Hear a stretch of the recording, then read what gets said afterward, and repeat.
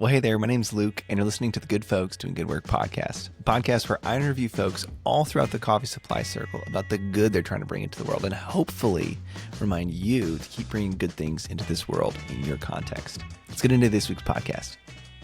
Well, today I have the privilege of chatting with Andreas Idl, who is the co-founder and CEO of Cropster.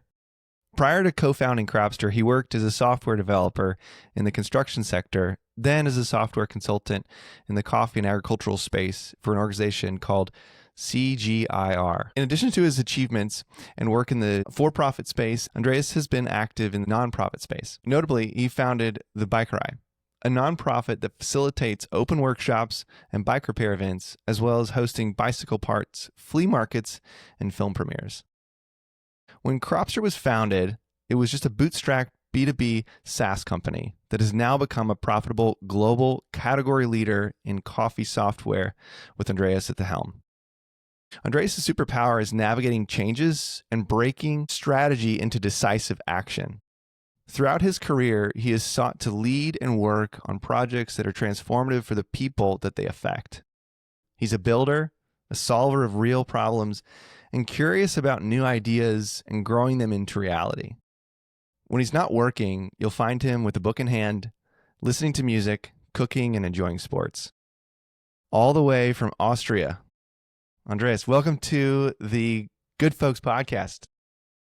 Thanks, Luke, for having me. Such a nice intro. I wasn't even aware, about my cooking and music. But there we go. And something I love about being here is I think it's the first podcast where the author of a book interviews somebody else and not the opposite. So, by the way, kudos to the book. I loved it. Well, thank you. That's very, very kind. I am excited to have you here, and I've been looking forward to this conversation and getting into it. So, Cropster is a roasting software, right? Well, that's what most people think, maybe, or at least you do. No, Cropster is a software for a roastery, not for roasting. The roasting features exists in what we do, but we excel at everything else, like managing a roastery. And if you think about who would use it, it's everybody that touches a coffee can use Cropster to their specific job. Hey, really quickly, I have 3 things I want to share with you. Number 1, I run a consulting firm called Pomelo Coffee Consulting, and I only work with coffee roasters, and I help them with 3 things: their people, their processes, and their profit. Now, within Pomelo, I also run a cohort for owners, and then there's a separate one for leaders that work for coffee roasters. Now, they're structured similarly. There's some learning opportunities, there's some reading opportunities, there's some hot seat sections, and I got to tell you, it's been pretty amazing to see what's possible when a group of owners and leaders are sharing the things that they're facing, both the good things and the bad things, and providing some camaraderie and also a mirror to see that I'm not alone in this world, in this business, and there's people who are doing similar things, maybe have already done the things that I'm doing and that I'm facing. So if that sounds interesting to you and you want to find some other roasters and have some camaraderie with them, you can go to my website, pomelocoffeeconsulting.com, go to the Junto tab. There's a tab at the top of my website, and you can learn more and see if you're a good fit for that. Lastly, I wrote a book. It's called The Owner's Manual, A Guide to Sustaining a Coffee Roaster, and really it fleshes out the framework that I use when I work with clients, the core 7 that is. And if that's something that sounds interesting to you, you can go to my website. There's a tab at the top that says book, and you can snag yourself a copy. All right, back to the show. I love that. And I think that it's reductive to think through what Cropster does as a company as just a roasting software, because when you go down the list of there's origin use cases and there's cafe use cases, and it's the whole supply circle has some amount of a use case for the work that you do. So let's go back to 2008. What was happening in your life that caused you to start Cropster? At the time, Martin, Norbert, and me, we were working in Colombia in the other organization of the CGR group. That's a pretty big thing. So the Colombian branch alone had about 1,700 scientists from all over the world working. They were mainly working on sugarcane beans, so the red beans, and rice. The job was to keep our crop volumes up to feed the world. That's what the CGR does for any kind of staple food. But Colombia, you can imagine that many farmers also have their hand in coffee. And we were working on a coffee project with many farmers and cooperatives across mainly Huila, but also the centrals and other parts. And we were thinking about or investigating and researching how can actually farmers make money, and how can they make enough money to be economically a viable business. And that was a tricky part, because at that time, decades of coffee price erosion took that away. And farmers tried to keep up with increasing volumes, and that worked to a specific degree, but they could not really capture the lost value. And then we have seen things like fair trade and some organic niche markets come up that pay some premium. But around 2008, we clearly seen there is the first roasters in the world that started to pay again for quality. But after two decades of eroding quality as a price factor and only going for quantity only, a lot of knowledge was lost. How you actually farm specialty coffee? Well, how do you process that? How do you sell it? Because it's not a category on the C market. So a lot of issues around that, of farmers actually making it or associations producing that and then bringing it to market. And our research looked at that for 3 years prior to 2008. What is needed, what organizational structures are needed, what methods work, what microclimate works, what kind of agriculture practices work, how much specialty coffee you can get out. And then we looked basically at the profitability of these associations to think about that extra effort actually worth the pain. Because picking only right cherries versus all the cherries at once, it's more effort and it's more costly. We then looked at that data and we've seen that's clearly a profitable business idea for farmers to do, and segregate the good coffee out, increase the volume of the good coffee, but then sell it to the right market. That was before an iPhone existed, right? So keep that a bit in mind. Connectivity was a big issue on the countryside. So we built prototypes that worked offline. We could go there in a Jeep, sync data, or somebody locally drove to the nearest town to an internet cafe and upload the data to us on a bi-weekly thing during the harvest. So that was still clunky, right? But we've seen clearly in the data, yes, it works for farmers. Yes, there is a market to address. And yes, these prices are way above fair trade. And we understood at that time there is a big chance to change something positive in the world and bring value by the product and not by charity. And we have seen the first roasters at the time. For example, Intelligentsia was here, but also some early high specialty coffee brands buying coffee locally. And they had a hard time finding the suppliers that can actually do it.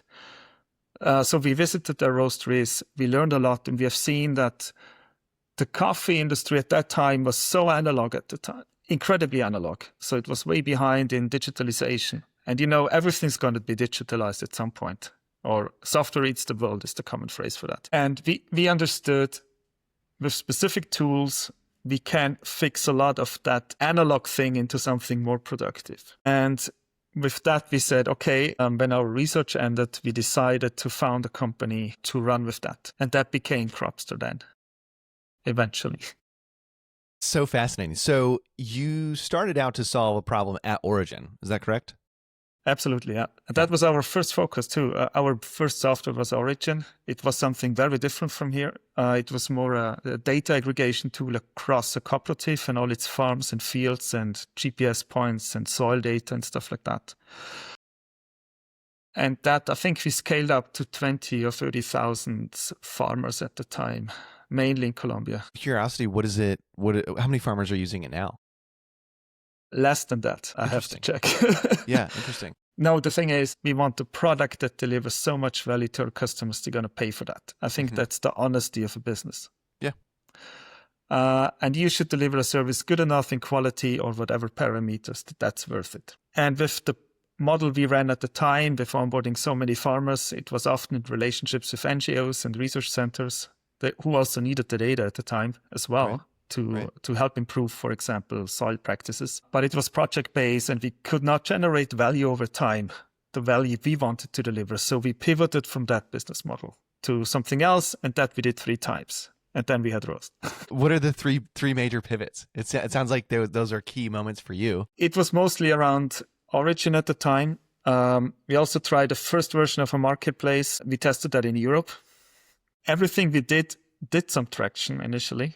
And we could drive it to some point, but not in the way we wanted it to be. And so we decided then to try another thing in coffee. And coffee had so many construction sites of things you could improve that the list was very long of things to address. Still is. What I'm hearing in between all of this, specifically the pivots and changing and modifying the tool for folks in origin, what I'm hearing is very clear vision and clear statement from the beginning.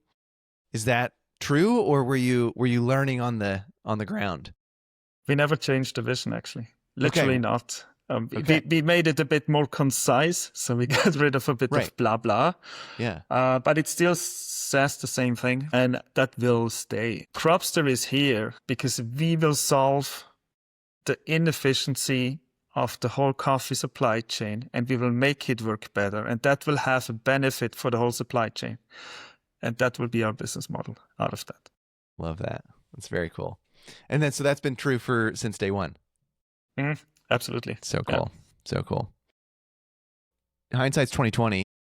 What do you wish you had started off doing, in 2008?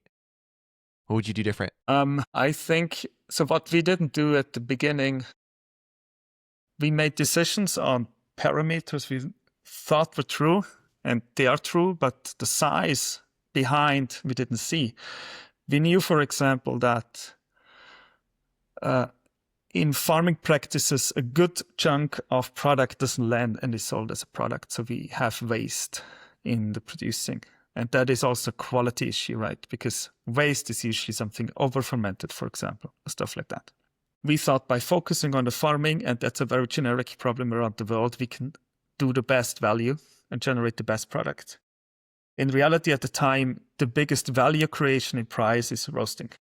So any defect in roasting was financially hurting the supply chain most. We didn't realize that initially, but we came from that. That was obviously our bias coming from the research sector and knowing that piece really well. Solving the roasting had a lot of advantages to scale a solution and scale it globally.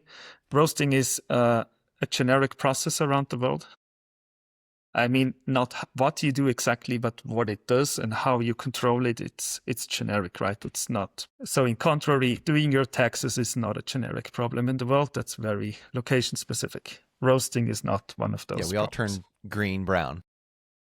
Also, yes, through a heating process. And you roast many times a day, so you can literally use it a lot. And your improvement loop is very close. With fermentation, for example, that's not really the case, because the big learning you do after the year, or when the coffee is done and you can taste defects or analyze defects. But then most of your harvest is already done, and your next improvement point is a year later, right? And so the value of the software for the customer is just also bigger. So we had to develop then different tools for origin customers to see value again. Right. It's tough learning. So we started from what we knew, and we could have done a bit more research at the time, understand, and had a better strategic prioritization. Yeah, but I think it's indicative of the reality of having to pivot. And the reason why I touch on that is we have a lot of folks that listen to this podcast that are business owners, and the reality is especially at the beginning of a business, what it started as is probably not what it's going to end up as, and that's okay. Absolutely true. Yeah, that's okay. Absolutely true. And I think that's fair. The The uncle of my wife, he's a grappa producer, so very, very different business than what we do. Also not it's I think third generation even. But he took the company from bankruptcy and built it up into something really, really big now. And he said, Andreas, it's really good that you start the business, but just accept the fact today that your idea sounds nice. Should just be 99.99% wrong. And be ready to test 1,000 things, because out of 1,000, you will have about 4 or 5 that work. And the more you try and the faster you try, the sooner you have a solution that scales. And he means trying doesn't mean to gradually improve. It really also means to fail 100% on your idea and just need to reassess. And that gave me a lot of, I love the thought. It's what Agile teaches you in software development. I just heard it from a very different angle from somebody first-hand experience. And that primed me till today. I'm happy to try things and fail on them. It's fine. You have to. It's not great, but fine.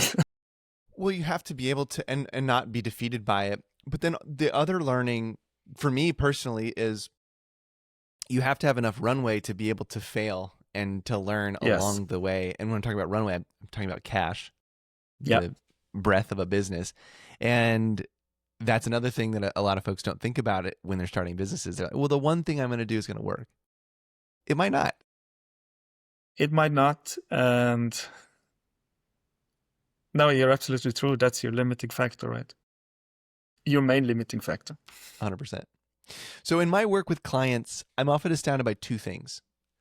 Either they have just a pile of softwares that don't talk to each other, don't really work and aren't being used, or they're still using pen and paper. And so from your vantage, what are the tangible outcomes that, let's just focus on roasters today. I know it's not just roasting software, but let's focus on roasters because that's most of our audience. What is the tangible outcome that somebody who's using pen and paper transitions to Cropster? What are the tangible outcomes for them on roasting and the green management side of things? There are several ones, but to start with the roasting or the head roasting person, if you have a complete log of your recipes, you can make quality control decision and adopt and learn and improve consistency. And consistency means less waste. It means more on spec, which depending how you sell is really, really important or very super duper important. For example, in Europe, when you do capsules, it's extremely important to have your consistency nailed. Otherwise, this coffee will not extract. I have another example because you can manage your greens and your supplier in it and the QC on that. So last year, we talked to one of our customers in Germany. It's not a very big roastery, like mid-size. And she's a Cropster customer like 10 years. And then the C market price exploded. Right. And everybody was super anxious. What's going on? Should I wait? Should I buy? How do I get the money? And all of that stuff. Right. And she said, not great, but I have 10 years of real data of coffees I used, how much, when, in what blend, at what price point. I can make a decision and take a position. That means I don't need to plan with a lot of margin in it because most of my colleagues don't really know. They haven't logged the data, but I can now make a decision. And that saved her a lot of money she had to put on the table in that period. And that gave her more breadth. That gave her more runway, right? Whatever will come the months later, she had a better pillow versus others. And then the problem is about distributed systems. So when you can connect systems, machinery and systems into one thing, you start to get, let's say, a single source of truth or a true track record, which with separate systems you usually don't get over time. And you can pull it up whenever you need. So if you make a buying decision or what you restock from your warehouses and when, if you have enough on hand for the production plan, if you do an extra order processing or so. And you can all make that at the time you need it and you have a true data set. And that will minimize the mistakes you make or the margin you need to plan with. And when the systems synchronize and aggregate data for you, it saves you a lot of time. I think we just had a story from Body Brew that saves 8 hours per week just thinking and doing data on paper, actually in the coffee shops, between the roastery and coffee shops. And that's a lot of time. You can do something useful like selling to a customer. That helps the top line. So I heard three things: consistency, being able to essentially order strategically your green and manage that strategically, and then having aggregated information into one place so you actually have a source of truth instead of 7 different softwares you're using, pulling data from different places, and then you're having to decipher, well, is that synced with that? And that's what I'm hearing from that. Yeah, and people take other jobs or they take a different job in your organization. And it's really good to have the track record. It just allows you to take decisions in the future of data you log today, and that's usually a better base than assumptions. 100%. Or sloppy notes, right? Just think about all the PDF contracts you have about coffee supply. You cannot access that properly. It's too vague. It's too messy. Too many emails going back and forth. So the thing that I kind of want to highlight here from my perspective, because I had a conversation with the roaster yesterday, and I've been coaching him for probably a year and a half, and he's been really, really hesitant to take a large position. They've essentially just been buying spot as needed, a couple times a month, and it shows up. And I've been coaching him that if you buy larger quantities, if you have space for it, you can buy larger quantities. You know what your price is forever, or at least until that coffee's gone. You're not going to have a fluctuating price. But then the other thing that he realized yesterday on our call was that if I buy 6 months worth of coffee, I have that exact coffee in my warehouse that is in a controlled environment. And if I'm buying spot that is similar to that coffee, I'm now having to continuously change my roast profile, continuously. Also that. And so the consistency point is really important to me because that shows up in the cafe and also in the consumer's kitchen. Because if you're always making changes to different coffees and using different profiles, it makes it more difficult to dial in coffee, whether you're in your cafe or at home, and make it tasty. So I love that point of consistency because that's what I get excited about. Mm. And I agree with what you say. Also on a cost perspective, and if you cannot afford a full container from Brazil, talk to 3 other roasteries that you don't directly compete and share it up. Make friends. So many successful roasters did that. So even the poster childs of specialty coffee all did it. And a lot of other ones. I give you it's now a friend of mine. He roasts in a village 50 minutes from where I live, and it's not big. It's a town of 15,000 people. And he started on a UG15, but an old one. And he's now roasting on a 60 IMF and a Flooring 15 in parallel. Wow. And he will buy another machinery. And the thing is, he started to buy directly, also with traders. I don't say you need to go to every country and find the coffee. Sure. But he committed and took position in bigger things, and he also shared that with a few others. He regionally does not really compete, but it allowed him. Today, this company buys like all of their coffees forward. They never order something below a container from a country. And he still shares on occasion. For some origins, they don't need a lot of volume, but it allows them to grow much, much cheaper. And he built a track record with the banks with that for trade capital.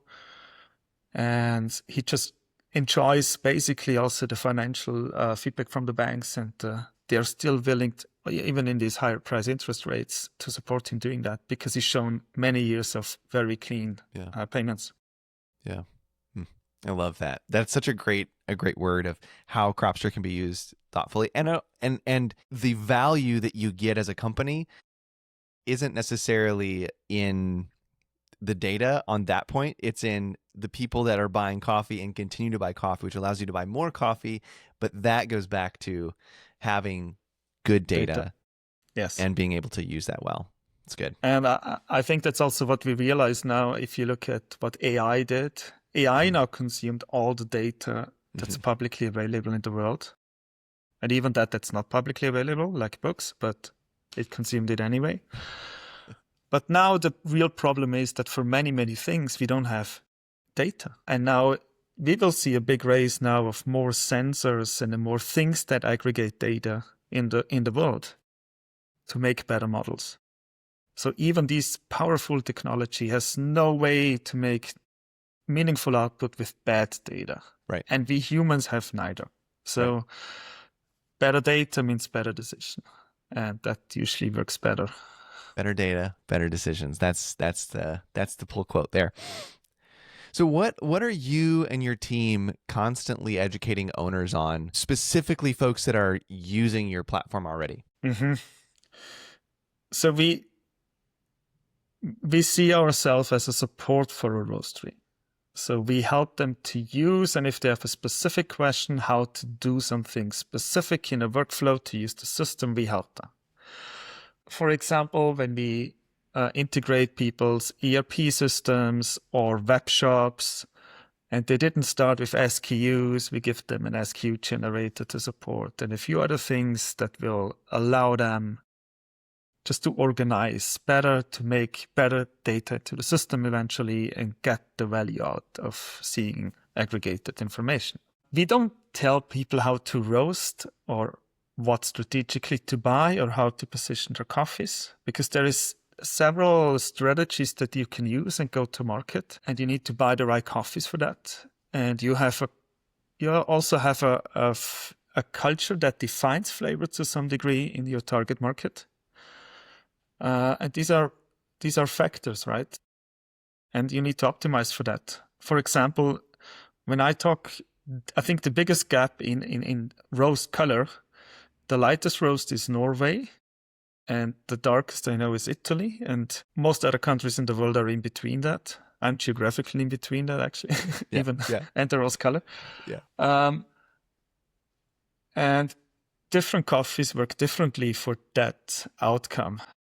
And you should buy the right coffee for that, for the target blend and price point you can sell, and the flavor profile customers would buy. So that's a reason why we don't talk about that too much, and we just help them to utilize and align with the software. That's the main thing we do. And if people have problems buying hardware or anything else, we friendly point them to solutions or local technicians that can help them, or consultants that can help them with a specific topic. So we would forward that. Is there anything in the adoption of using Cropster that is a typical challenge or hurdle for folks? I'm just thinking of a roaster who's been pen and paper for 20 years. Yeah. So for some machines, these are usually old machines. Mm-hmm. They might still not have an interface that we can connect wireless or with a cable. Sure. So every once in a while, we send sensors, we send hardware to interpret sensors. There's a lot of videos online, so people do it very often on their own. So it's not a big hurdle anymore. Yeah. I think for our cafe product, it's a bit different. There is a few modern espresso machines that, again, have an IoT link, so a link to the cloud where we can exchange data. But most of the machines don't have that. And the setup is not complicated, and users can do it on their own. It just cannot be hot. So that means it needs to be switched off and cold. So you can do it in the morning, and that's a tiny window of availability to do it. Very cool. So you recently posted a video that you're going to be shipping updates monthly. Yes. Do you regret it already? 5 days. No. So in all fairness, we started with the API release. So we did a new interface, mostly to integrate ERPs and financial systems. We see a huge uptick on that. I bet. Keeps us very busy. And already a lot of wishes to expand what data you can exchange. So we shipped 2 updates on that, but that didn't count for that. But next month, we have our first version, what we call an MRP, so material resource planning. This is an expansion of roast that you can really manage everything you need to run a roastery besides doing your taxes and employment stuff, right? But everything that touches coffee, from green to the bags, to shipping, to production planning, integration of systems, can all be done. The idea is that you as a production manager or head of coffee have a dashboard, know what's going on, you can plan everything out and project into the future, especially around warehouse releases and so create a lot of efficiency. That's a big change for us. And the first release on that is in April after Wolf Coffee in San Diego. Still getting used to it too. Still saying SCA all the time. Yeah, so that's the first. And then we will have another release in May. That's an expansion on that. And then the last is in June. Let's keep that now a secret, but it's, if you think about what we need to do about coffee, that's still not captured by that's it. So after that, everything from getting green coffee to shipping it out will be covered. Very cool. Very cool. Why was it important for you to plant a flag in the ground and say, we're going to release updates every month? So first, maybe you've known it, that most projects go over time.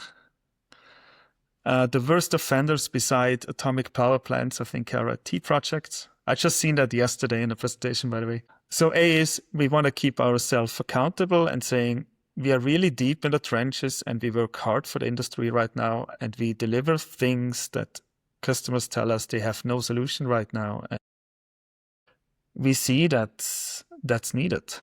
It's here again, we are supporting our customers and the industry. And with that, we want to do that as quickly as possible. On the other side, I think it's also important. I want everybody to know about that because it will be a change. Nothing in the base changes. It will be on top. But you need to see what kind of things you need out of that and want to use or not. But make up your mind, and more time to think about that, I think, helps. And we want to provide that transparency, basically. I really appreciate that. And it's also a ton of work and it's a commitment. Yeah. In running this, my commitment is to release a podcast every 2 weeks. And wow. when you have that deadline coming up every single, month or 2 weeks, for me, it keeps you honest and it keeps you on your toes and it forces you to get better at what you're doing and be more consistent. And to think through how do I make my work efficient, but then also how do I make it good for the people that are using or experiencing what we're building? Yeah, absolutely. I respect it.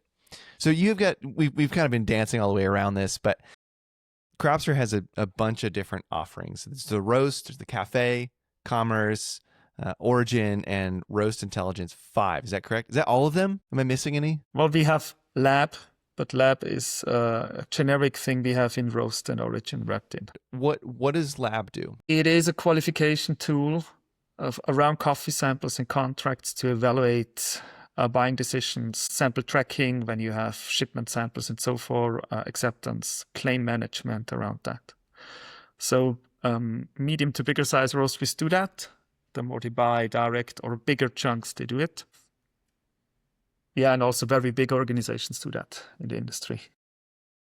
And then for folks that might not know, just briefly in a sentence, what does Cropster Roast do? Just let's say somebody has never heard of Cropster. I don't know how they could never have heard of you, but how would you define what Cropster Roast does? Okay, we are a tool specialized for roasteries, no surprise here.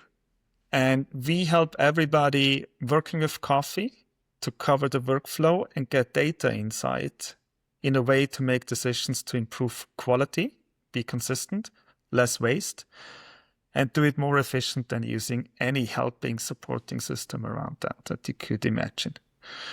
And then there comes a few add-ons on that, not functionally, but we are a production software. When you have a problem, we fix it.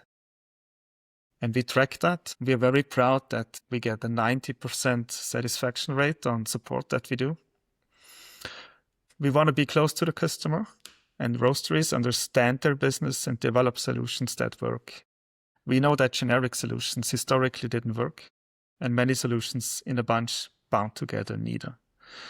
And that is holding back coffee a lot, because that's a glass ceiling of productivity that we are not able to cross without proper digitalization. Yeah. How would you describe the Cropster Cafe? Cropster Cafe connects mainly to your espresso machine, which is the main brewing device in most countries. And we extract data from there because most cafes are in a club or in a group of several cafes.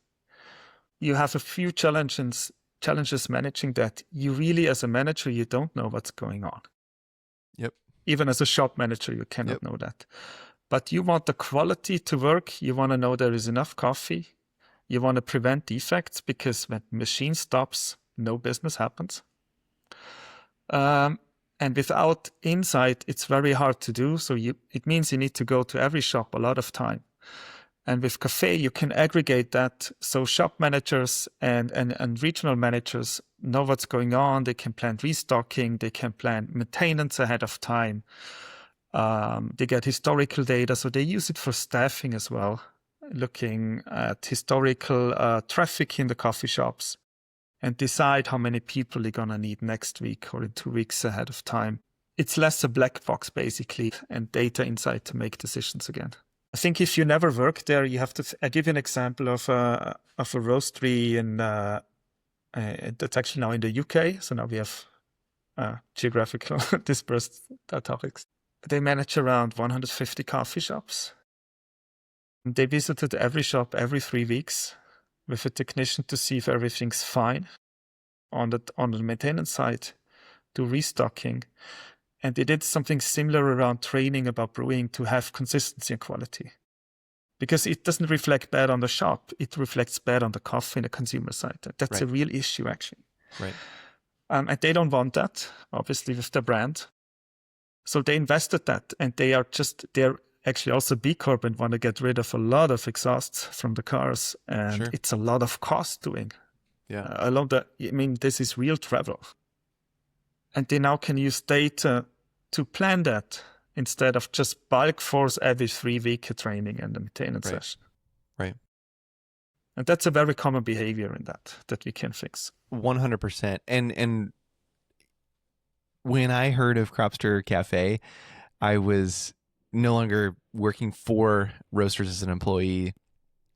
And I was so jealous that it's now a tool, because I was like, this would be so helpful, to be able to put this in your key accounts or in all of your owned cafes, to be able to see how many shots are going through a machine and why is that grinder, what's going on with that one grinder and what's happening.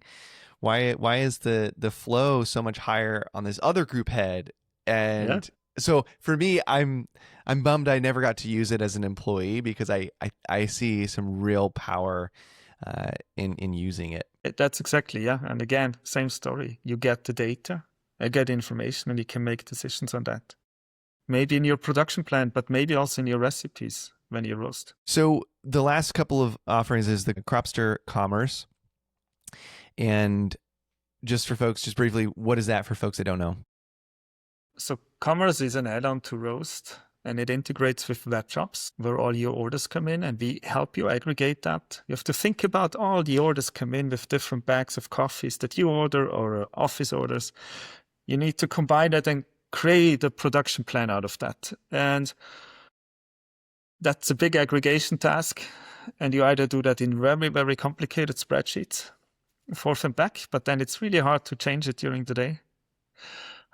Or you can use Cropster Commerce that aggregates that, matches against your inventory, creates a plan for each roast machine and the packaging, and you can fulfill the orders out. And that gives you that traceability. You know where you are, you know what's done. You can make sure you do everything.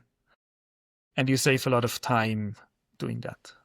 You're going to have to manually add things as orders are coming in or orders get changed. And so I love the that. orders that come till lunch, and then you have to change the plan. 100%.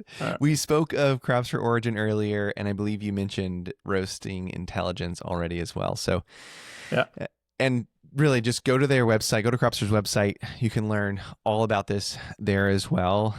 Very, very powerful and useful platforms. So one of the reasons that we both originally connected was a shared belief that our industry needs to mature and needs to become a bit more sophisticated. So from your vantage, what does our industry need to do in order to evolve, in order to be financially healthy and sustainable into the future? Mm-hmm. So my view about the industry is its uniqueness, and I think it stems from coffee. So coffee is a bit an outlier if you compare it to most other food industries in the world. It's very fragmented. That means in coffee at every stage, from farms, cooperatives to roasters and coffee shops, so everybody who works on the coffee, it's incredibly fragmented. There's a lot of small and medium enterprises. So even big coffee names are by definition not enterprises. They're medium-sized companies. There is like, a system to qualify a company. And we know that small and medium enterprises have a lower productivity than big ones. The reason is they pay more for everything they buy.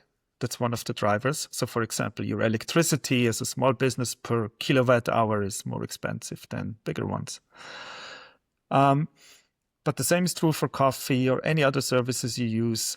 You probably need more people to produce less coffee, so per pound, for example. There is a lot of drivers that do that. And one of the drivers also is bigger companies are usually much more automated and integrated. And automation doesn't mean a robot or an automatic machine. That's also systems talking to each other and being fully integrated. So data is real time, for example, or the data automate things. So the thing is, usually smaller companies don't do it. And that also applies to coffee. And coffee on one side is very easy to handle. It's pretty food safe, unless you do cold brew, but otherwise it's very safe. It's not like a milk product, for example. It's really tough, right? But on the other hand side, we have this flavor of coffee that's very delicate and so easy to do bad. So to preserve really and let the quality shine, which specialty coffee is about, it's really tough to do, and you need to do it on a small scale. Otherwise, the coffee has too much variety to do it in a huge batch process to do it well. And I think that's a bit the paradox of coffee.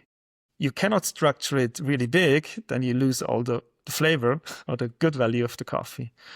But that comes with a huge list of inefficiencies. And I think that's really, really the blocker. So what we need to do is create tools that automate and create productivity on the data side. That basically effectively means of each business, the margin needs to grow as an effect out of that. Doing the same volume or more volume, doing it more efficiently, and do it well. So well also means no waste. You also save money on that. But I think that's the next step. And now if you zoom out, because we have that at every stage of the supply chain, the fragmentation, I assume we also need to fix that across the supply chain and exchange data between companies like most other industries do, actually. Yeah. Also sharing back.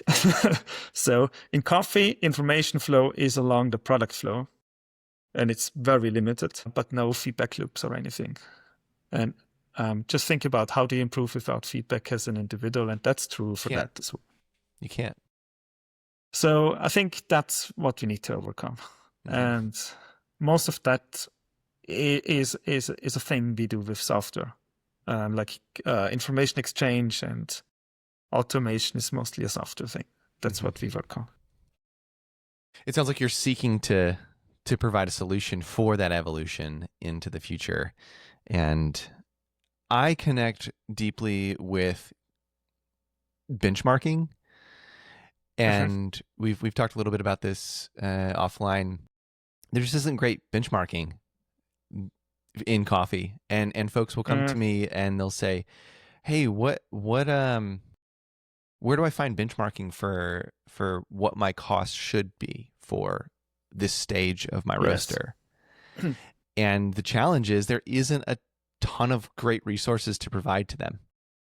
And so there's people like me who I work with folks all over the US and a little bit out of the US as well.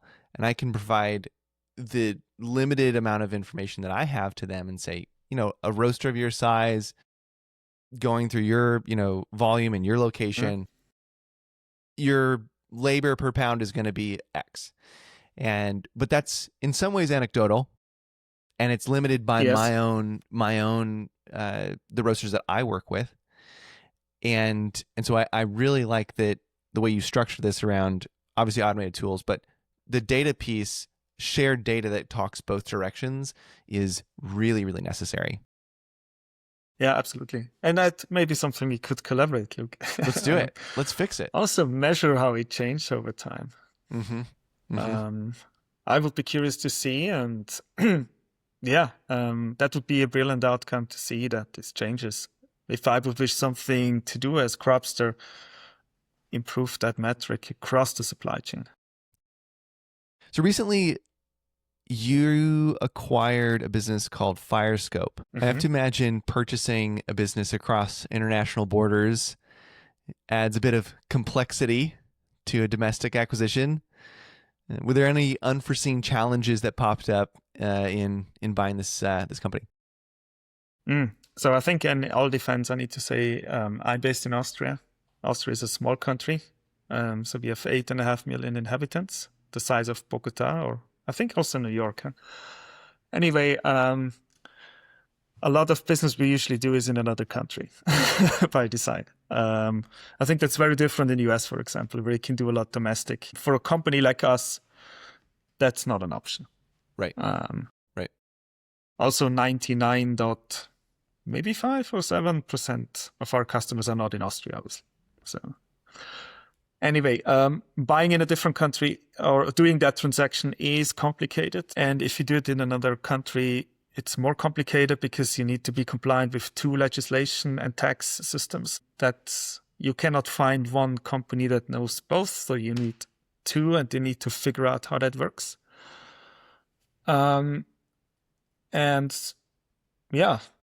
Then you also need to figure out how you make, if you need to make one out of it, like we did, how to do that. And the good thing about Firescope was with a co-founder, with Jason, that was my main contact doing that, and he's still aboard. We connected really well, and we've seen quite a similar view about the industry. But they had a very regional focus in their attempts in Korea and a bit Japan, where we were not so active at the time. So it was more complementary. They didn't see a lot in the US and Europe, for example. Anyway, so we connected well, and we had a very open discussion, and it was really not political. And I think these people you want to have aboard in general. And we found a way that works for us and the companies. And then, yes, all the legal stuff starts. That's a bit feels like wasted life energy overall, because it didn't create value, but it de-risks the whole thing. Okay, so we found a solution. Firescope was not a big company at the time, so we didn't talk about a big percent addition to Cropster in terms of the team. But obviously, we got people in Korea aboard. That meant we could never again do a meeting where everybody has time, which with Americas and Europe still worked, right? So our late afternoon and early morning US kind of works. But now, team calls, for example, we do it twice, early and late slots. And that's what you can do. So communication gets a bit trickier. But I believe it will obviously help former Firescope, which can become part of Cropster and Cropster, to be more successful in that market. And that's at the moment the most dynamic market in the world in coffee. That's East Asia. Interesting. And also South Asia, by the way. I think in a nutshell that we Westerners often forget that 2/3 of the world never drank coffee, and they now like it. So we might see a different distribution pattern of coffee. Yeah, interesting.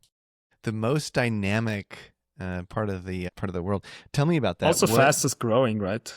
Yeah. I think I read. I'm not sure if my data is still correct. China was about 3 cups per person per year consumption, I think 2 years ago. Now, if I go to the country, I think that drinks most the Finns. In Finland, it's 6 per day. So yeah, you can think there is a lot of room to grow volume in China, and it's a lot of people. Yeah. And also there is coffee shops in also chains now opening in India, very new and they grow at incredible speed, like 100 shops per year or more. Unreal. It's fast. Unreal. It's unreal, yeah. Yeah, and it is genuinely, like you said, it's a market that's just kind of like unfurling in front of us. I've gotten an uptick in inquiries from folks in India as well, and yeah, it's just an interesting part of the world right now in coffee. So you've been on both sides of an acquisition, and the reason why I'm touching in here is because the last year and some change, I've had multiple conversations with owners who are either seeking to buy or to sell a coffee roasting business. And so I'm curious, having been on both sides of that conversation, what are some red flags that you might look for as an acquirer and then as somebody that is being acquired? If you go into a transaction like that, it's a balance how much you already say, but the more you say, the more cards are on the table and you can find a solution. So I think that's a balance. For me, a red flag is if it's politics, if people are very, let's say, inconsistent in how much they contribute in information. I think that's just generally true, right? I think people you feel that are honest and you overlap to some degree culturally and you overlap in what you think is the right way, then you can go into that. If you don't agree on these basic things, if you don't agree on direction, you will do that after the transaction. It's not going to work. If you don't click culturally, you will hate each other in a few months' time, right? When things work differently than everybody envisions, you need to get along. And I think that is very, very important. We are also not a very big company, right? So in percent, any company working with us it's very big, percent-wise. People need to fit together on this size really well. I think these are the basic filters. And then you also need to make it work financially. Of course, then the business parameters come. It needs to fit the strategy on both sides. But these you can check, right? The first 100%. You cannot change. Right. The rest you can decide. Right. And with Firescope, connection and communication was really good. And alignment was here and still here. So we are now a half year in. And by the way, I didn't mention that. So we have now integrated the Firescope offering in Cropster. Okay, so tell us about that. What does that mean? It's a solution especially for small roasters. I will not spoil the release. My marketing team would hate me for the spotlight, so I will not fall into their back. Don't get in trouble. But it will become one platform for roasters, and we have a solution for every stage of the growth journey of a roastery as of that point, which is really exciting for the future. Yeah. Well, that was something I was curious about was what size, so currently, since that's not released yet, what size roaster makes sense to reach out and work with y'all? That depends where you are in the world, what your cost structure is. And it also depends what your plan is. So if you start a roastery, even on a 1 kilogram machine, or that's 2 and something pound or 2 pounds, roughly, and you have a plan to grow, and you want to start with a clean base of information and data to progress, which is very important for growing, then you should start with Cropster right away, whatever size you're currently on, because you should track, keep you accountable, and learn from the data. Because learning will be, that's basically what defines success over time, that you're able to learn. If you have no data, takes more time. So I think there is no lower limit for that. Below, I think you should, I would say around 300, 400 pounds per month, you roast every week basically. Sure. And you want to be quality consistent, and the values are already here. Sure. And again, you get already the first efficiencies out of that. Got it. So somewhere around 100 pounds a week, 400 pounds a month is where it's probably should be thinking about it. Yeah. Or unless you want to grow, than just start right away. Yeah. And a lot of startup businesses, we help them to get along in the first year or so. So I like people starting out. It's hard. It's very hard. Yeah, it is. Yeah, we support those too. I'm curious about your information diet. What are you learning on a daily or weekly basis? What are the things you're going to keep your ear to the ground? So me as a person or the organization? You as an individual. Okay. Yeah, I think I consume too much information, but I read what's available on the coffee market. That's a patchy set, but that goes from see market prices, supply chains, to anything we find in coffee media. I aggregate that now a lot with AI for more compact briefings. For the company, we have elaborated, so we have systems and chat systems and updates and reports, obviously, that I have access to, that I continuously use. Some I look at every day or several times a day when we do something new. So when we release the API, for example, I'm so interested in go-to-market, I will always look at real-time stats all the time. Yeah, and then for world, I think that's a really tricky thing. So I look at IT development. So I'm an engineer originally still. I have a few sites for that. But I'm on these now a decade or more. It's all the same, or the same sources. Other than that, I'm a avid reader of Economist, also like very, very long time now. For me, that's I'm not saying objective source, but it's... Sure. A good source. It's quite holistic. What I like about Economist is ownership changes, but they have a limit how much you can own. And with ownership, if your cousin would be in the journalism department and you would start having shares, your cousin needs to go. Got it. So there is a very clear separation, which is neatly done. And because they do that now for 100 years plus, that's an okay achievement. And what I do like, they generate a lot of data and reports. You can also build your own to some degree or filter out. When they are wrong, and they are also wrong, they don't hide it on page 217. Sure. And they say, contrary to stated in issue so-and-so, we've learned this is going on. And they even do that in articles. So yes, we already talked about the conflict here and here, and we said that was not correct.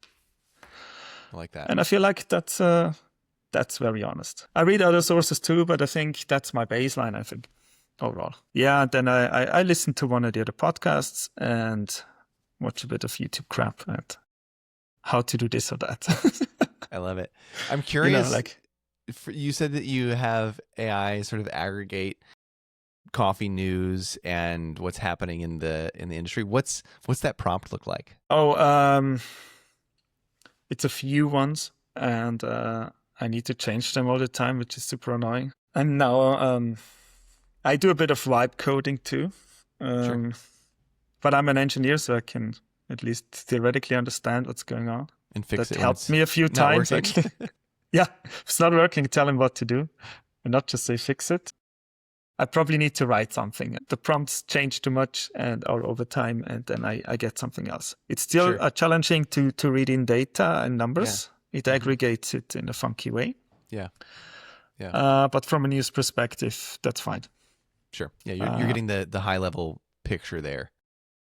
The high level, which I think is a good orientation. Yeah, very good.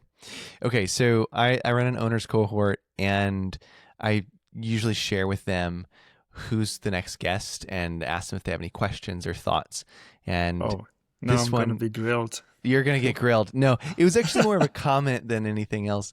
They were curious if there was an opportunity to see sort of aggregated data. And because we were talking about benchmarking earlier, and this is kind of perfect, because that's what they're asking it for, is like, is there a way to see the average cost of coffee in a roaster's inventory, or how many kgs a roaster goes through at any given time?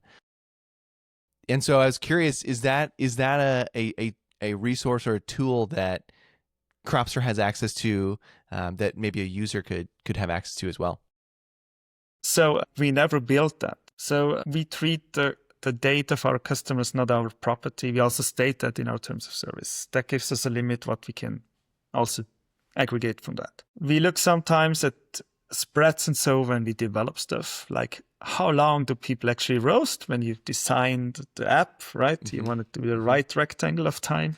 Yeah. That works for most. So stuff like that. But that's not what you're asking about. We would have data like that. We could do that. We never did it. But I think we sometimes thought about it. But I think that needs to be a bit an open discussion about what also makes sense and how companies opt in or say, I'm not opting in. I don't want to get to. But I think there is solutions for that. We, for example, we're in a club of many IT companies in the region, and we all share our salary anonymized by position. And we basically get back from a real data set how we benchmark in salary and compensation. And that exists for most countries in the world. So I believe that also something like that could work for roasteries or coffee businesses in general, understanding how they match against others. Yeah. I believe that's possible. So maybe we should really talk about it and come up with an idea. Well, it was interesting because there was a few other comments in the WhatsApp group that I have, and they were like, "Oh man, that would be really helpful. I would be willing to give my data in order for us to all be able to see each other." Yeah, that's how it would work, right? So I think it has to be an opt-in thing though, because I love that you're saying it's not our data, it's your data. But if there's an opt-in, I think it could be really helpful for folks. So thanks for being open to chatting about it. Actually, our AI tool or our AI roasting AI tools that we have on the market for 4 or 5 years now, 80% plus of our users opted in for that and do it and use it every roast. So the opt-in with the values here, people share towards the average, right? Right. Nothing specific's ever leaked. Of course. So, but that's then fair, I think. Totally. Yeah. Yeah, I agree. We have a closing tradition to share 1, 2, maybe 3 books that have been particularly formative in your life. Do any come to mind? Yes. Yeah. So I found the book later in my life. My favorite fiction book is Slaughterhouse-Five. It's very cliche, I know. Yeah. But it's one of the few books I read several times, and I still like to read it again. Very cool. Then I think on a non-fiction side, I really enjoyed the Harari books. I like the definition of the idea that becomes real, like money or states, right? That is real when we start a company too. So a company or a thing or coffee becomes a real industry. Mm-hmm. Yeah, that's also an idea. And I think that's it's a powerful description of how things can go and work. And the third, that will be, now let's make the special one. That's a recent book and I liked a lot. So now the pronunciation how it comes.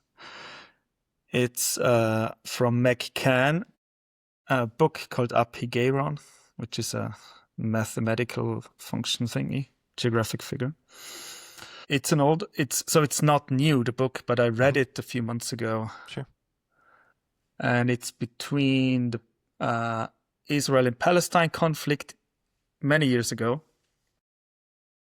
And it's about 2 fathers and their daughters were killed by the other side. They become friends. Wow. And the whole book is in short paragraphs, so you need to get to a specific point to itch it together. The point is it's very well written and it's a very tough story. Yeah. It's very human. Yeah. It shows the complication really well. And I thought it's a fictional author, right? So I thought, okay, that. And then I think in 2/3 of the book, there was an ISBN number as one paragraph, only that. I said, wow, that's weird. So I went into my computer, I checked the ISBN link and said, oh, that person really exists. I said, that's weird. So let's Google the other names. So what I figured out, these 2 fathers that lost their daughters, all of that is true. They really became friends. They want to make peace. It's a true story. And it just blew my mind at that time that really can happen, that you can make peace with a person from another group, which they did, and they advocate for that, and even become best friends, which is amazing. Yeah, that's beautiful and very in line with the Good Folks podcast. And we can have our own beliefs, but as soon as it starts to make me hate the person across the counter, across the table, across the restaurant, across the bar, whatever it is, now we have a problem. And yes, when you go through those experiences of losing a child, someone that you deeply love, and have that human experience that's shared, just makes it real for each other of oh, we're going through the same thing. We hold very different views, but we are both human, and it's really beautiful. Thank you for sharing that. I'm looking forward to reading it. Yeah, I hope you try it. Yeah. Yeah. So, well, Andreas, thank you so much for sharing about Cropster, the history of Cropster, how you started, the purpose behind it, the goals that you have for the industry, and being honest about what it's like to be acquired and acquire a business. And also thank you for these books that you shared. I'm very excited to read them. And thank you for being here, and thank you for being an open book. Thank you for having me. I really enjoyed it. And it's not our first discussion. It's a continuation, and we will have many more, I hope, on and offline. Indeed. Mm-hmm. As always, be well. It's Luke again. I'm back one last time with 2 questions. Number 1, did you learn anything from that conversation?